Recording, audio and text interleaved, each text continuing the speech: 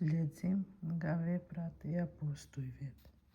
Nga pafi ku hypen në bark, Pali e shokët e tij arritën në Perg të Pamfilis. Gjoni u nda prej tyre dhe ktheu në Jeruzalem.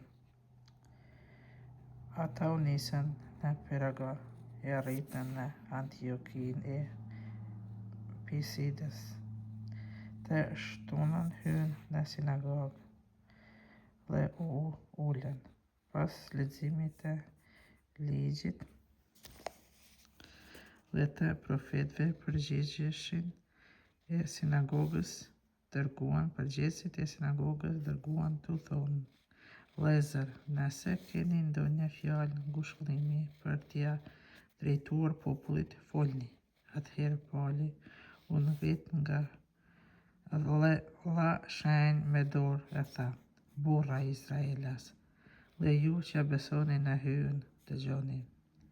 Hyji i këtij populli i Izraelit i zgjolli etërin tanë.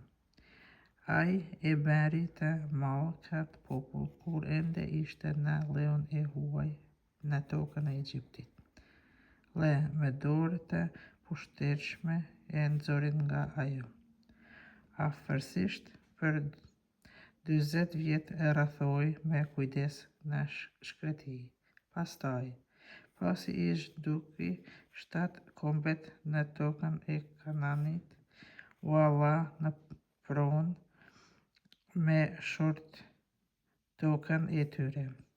Kjo zgjati kundër 450 vjet. Pastaj u la gjyqtar deri te Samueli profet. Atëherë kërkuan mbretin dhe hyi për 40 vjet u la Saulin, birin e Krishtit, prej fisit të Baniamit. Pastaj, mbasi hoqi këtë, për mbret u ngrit Davidin, për të cilin edhe dëshmoi: Gjeta Davidin, birin e Jezusit, njeri sipas zemrës sime, i cili do të bëjë gjithçka dua unë. Hyi prej pasardhësve të tij, sipas t'i premtuar, ia ngriti Izraelit qalbosin, Jezusin.